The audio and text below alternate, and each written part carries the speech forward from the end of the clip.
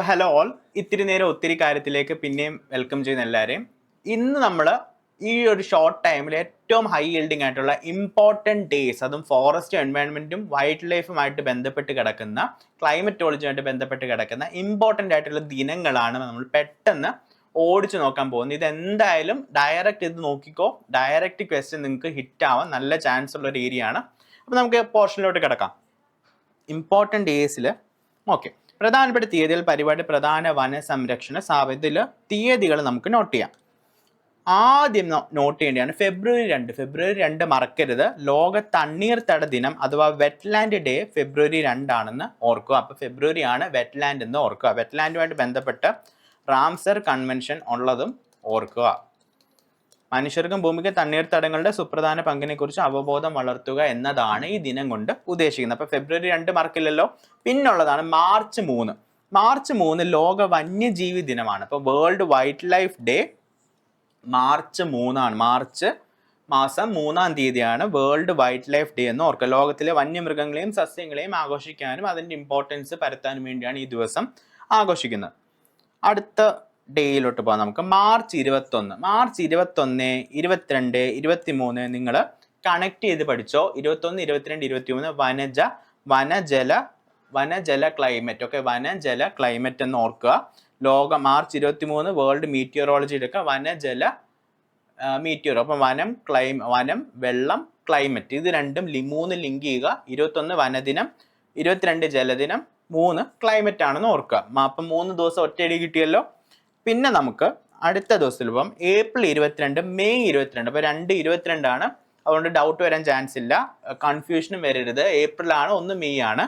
April 22 എന്ന് പറയുമ്പോൾ ഭൗമദിനം അഥവാ എർത്ത് ഡേ ആണെന്ന് ഓർക്കുക. മെയ് 22 അന്താരാഷ്ട്ര ജൈവ വൈവിധ്യ ദിനം അഥവാ ഇന്റർനാഷണൽ ബയോഡൈവേഴ്സിറ്റി ഡേ ആണ്. മെയ് 22. അപ്പോൾ 2 ദിവസം പഠിച്ചു. ഏപ്രിൽ 22 പഠിച്ചു, മെയ് 22 പഠിച്ചു. പിന്നെ അതിന് മുൻപ് നമ്മൾ 3 ഡേറ്റ് ഒരുമിച്ച് പഠിച്ചല്ലോ. മാർച്ച് 21, 22, 23 വനം ജലം ക്ലൈമറ്റ് ആണെന്ന് ഓർക്കുക.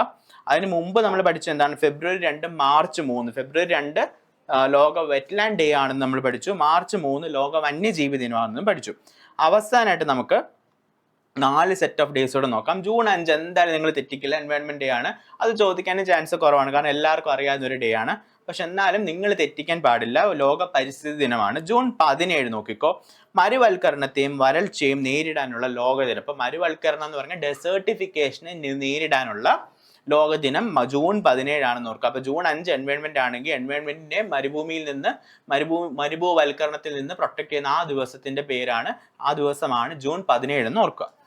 പിന്നുള്ള സെപ്റ്റംബർ 16 ഓസോൺ പാളി സംരക്ഷണത്തിന് വേൾഡ് ഓസോൺ ഡേ ആണെന്നും ഓർക്കുക. World ozone day September 16. പിന്നുള്ളത് അവസ്ഥ നമ്മുടെ ഈ മാസം ഡിസംബർ 5 ലോക മണ്ണ് ദിനമാണെന്നും കൂടി ചേർത്ത് പഠിക്കുക.